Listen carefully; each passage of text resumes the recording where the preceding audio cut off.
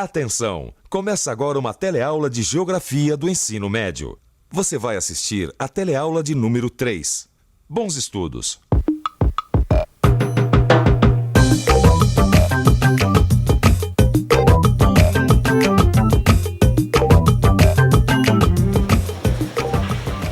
Esse aqui é o aeroporto de Congonhas, em São Paulo.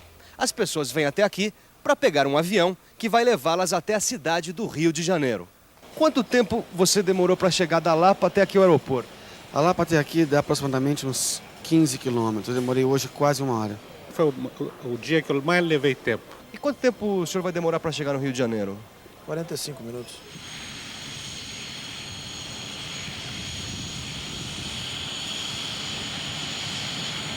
Uma pessoa pode demorar mais tempo para ir de sua casa num bairro de São Paulo até o aeroporto de Congonhas do que para ir de São Paulo para o Rio de Janeiro. E isso pode acontecer por vários motivos: meios de transporte, vias de comunicação, trânsito. Agora, essa mesma pessoa, dentro de um avião que levanta voo, tem a sensação de que as coisas e as pessoas aqui embaixo vão ficando cada vez menos nítidas. É como se ela olhasse para vários mapas, cada um menos detalhado do que o outro. Na teleaula de hoje, você vai ter a mesma sensação, porque você vai aprender a pensar em escalas. Pensar em escalas é uma maneira de analisar o espaço geográfico. Através da noção de escala, você vai compreender como a geografia organiza a grande diversidade de paisagens da Terra para poder estudar e entender o mundo atual e planejar o futuro. Foi dada a partida. Prepare-se para se transportar no tempo e no espaço. E boa viagem!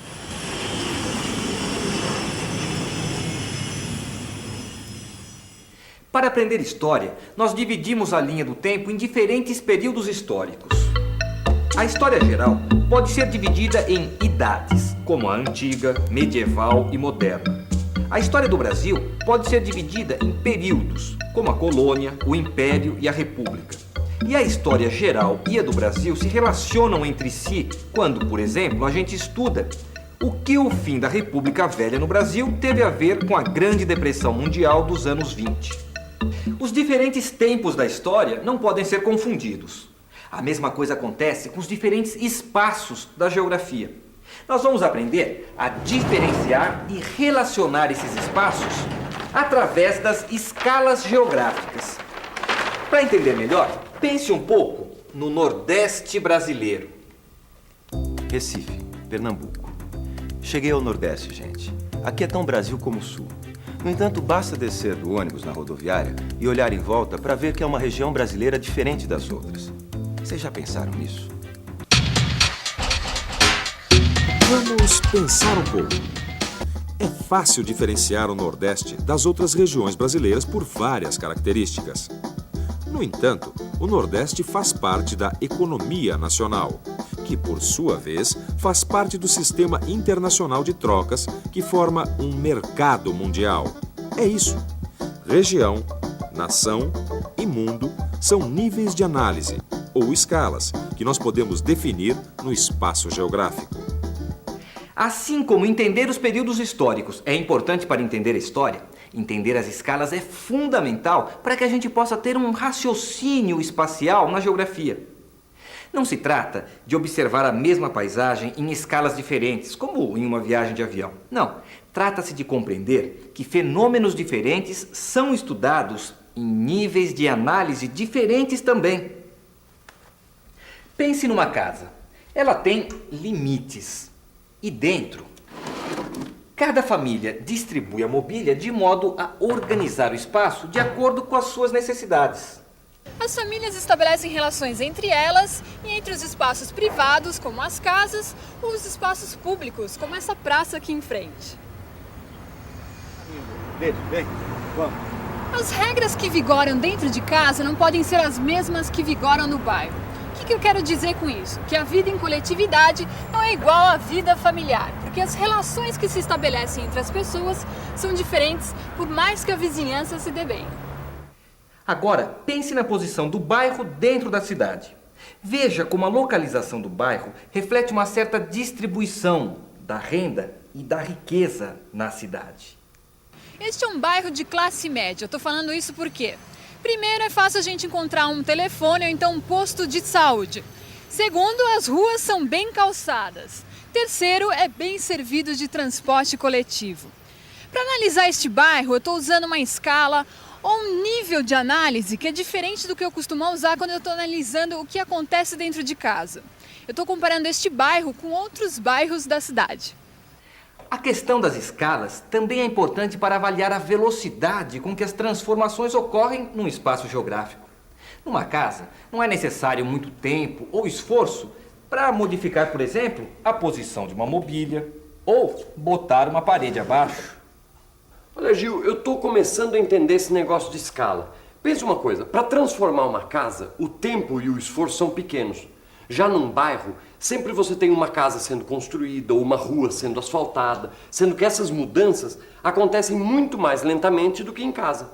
É claro, olha, o surgimento de um bairro numa cidade demora muito mais que a construção de uma casa ou o asfaltamento de uma rua. E assim vai indo. Pois é. Agora, pensa nas mudanças num município, num estado, no Brasil, na América Latina, no mundo. Com todos os avanços da ciência e da tecnologia, em cada um desses recortes do espaço geográfico, as mudanças ocorrem em velocidades diferentes. Agora eu gostaria de entender como o tempo e o espaço se entrelaçam, como foi falado no começo da teleaula. Reparando nas diferenças, dá para a gente entender o entrelaçamento entre espaço e tempo, na extensão e na duração dos processos naturais e sociais. Se você pegar o processo de distribuição da energia solar sobre a superfície da Terra, vai ver que esse processo afeta todo o planeta em todas as épocas que podemos imaginar na evolução da vida. Agora, pense num terremoto. O terremoto afeta uma área determinada durante um rápido momento. Por mais estragos que um terremoto faça, com o tempo seus efeitos são apagados. Portanto, a relação entre a extensão e a duração dos processos que moldam as paisagens existentes na superfície da Terra é fundamental. E é a geografia que se encarrega de compreender essa relação. Para entender a diversidade de combinações de fatos geográficos na superfície do globo, os grupos de objetos geográficos foram divididos por tamanho em 7 conjuntos ou então ordens de grandeza, que vão desde os que fazem os contornos da Terra até essa praça. A primeira ordem de grandeza é dos conjuntos geográficos com dezenas de milhares de quilômetros, os continentes, oceanos ou grupos de países. A segunda é a dos conjuntos com milhares de quilômetros, grandes países, cadeias de montanhas. A terceira engloba conjuntos de centenas de quilômetros, como os países menores. A quarta é a dos conjuntos com dezenas de quilômetros, cidades grandes. Nós podemos medir as dimensões dos conjuntos na quinta ordem em quilômetros. Cidades médias, fazendas. A sexta é a dos conjuntos que se medem em centenas de metros. Bairros, morros, sítios. E a sétima ordem contém inumeráveis conjuntos geográficos, medidos em metros. Não, peraí, Vicente, eu tô precisando de um tempo. Como é que eu vou saber se eu entendi esse negócio de ordem de grandeza? Ah, mas isso é simples, olha só. Ordens de grandeza. Primeira, dezenas de milhares de quilômetros. Segunda, milhares de quilômetros. Terceira, centenas de quilômetros. Quarta, dezenas de quilômetros. A quinta, quilômetro. Sexta, centenas de metros. E a sétima, metro. Bom, vamos fazer o seguinte? Eu vou falando para você o nome de alguns conjuntos geográficos. E você tenta encaixar na ordem de grandeza correspondente. Tá legal, top. Vamos lá? Vamos lá. Os países da Organização do Tratado do Atlântico Norte, a OTAN. Primeira ordem de grandeza, é claro. É isso aí. Floresta Amazônica. Deixa eu ver. Segunda ordem de grandeza. Serra do Mar. Terceira ordem de grandeza. São Paulo. Quarta ordem de grandeza. A represa de Sobradinho, na Bahia. Quinta ordem de grandeza. O bairro de Ipanema, no Rio de Janeiro. Sexta ordem de grandeza. A praça onde a Laura está. Sétima ordem de grandeza. Esta praça está na 7ª ordem de grandeza. Um lugar, uma cidade, pertencem a inúmeros conjuntos espaciais. E esses conjuntos são de tamanhos muito diferentes.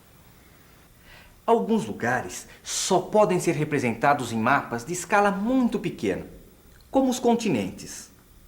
Já outros devem ser representados em mapas de grande escala, como as ruas de uma cidade.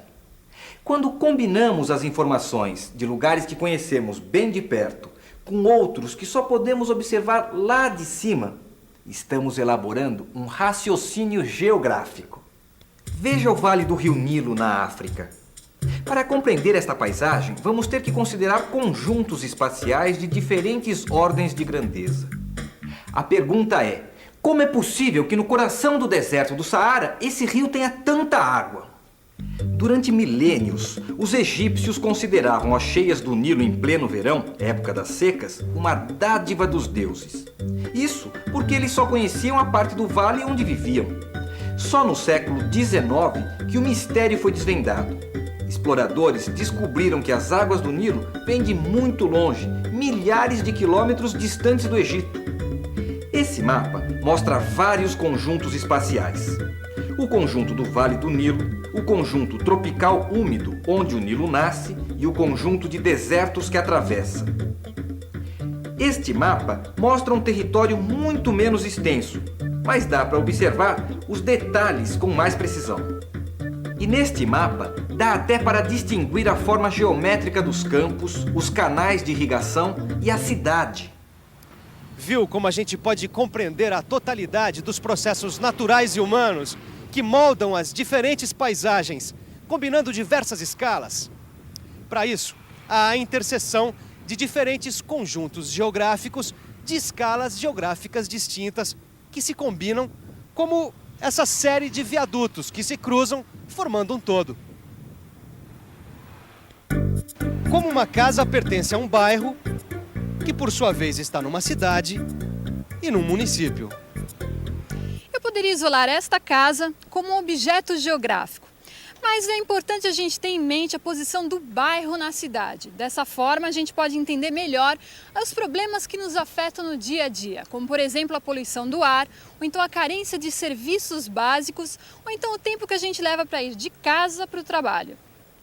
Pensar em escalas faz a gente descobrir qual é a ordem territorial que está escondido atrás das diversas paisagens. Traduzindo, Pensar em escalas faz a gente descobrir o que é particular, quer dizer, próprio de um lugar, e ao mesmo tempo o que tem em comum com o geral dos outros lugares, mesmo que eles estejam a milhares de quilômetros de distância, tá certo?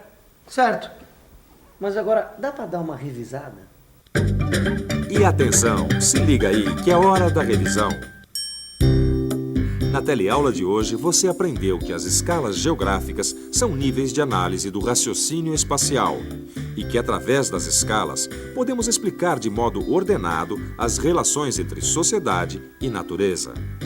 A diferenciação e a articulação das escalas geográficas, feitas ao mesmo tempo, podem nos dar uma ideia mais clara das transformações por que passa o mundo atual. Os diferentes níveis de análise espacial correspondem a ordens de grandeza dos conjuntos geográficos. Podemos ordenar esses conjuntos desde o mais geral até o mais particular. A interseção de diferentes conjuntos geográficos em distintas escalas geográficas é fundamental para compreender a totalidade dos processos naturais e humanos que moldam as diferentes paisagens da superfície da Terra. Você viu? Pensar em escalas hoje em dia é fundamental. Você se lembra da nossa primeira teleaula, quando a gente viu que a revolução científico-tecnológica está alterando constantemente as dimensões relativas de tempo e de espaço? Mas para você não ficar perdido, reforce tudo o que aprendeu hoje no seu livro de estudos. E até a próxima escala. Quer dizer, até a próxima teleaula.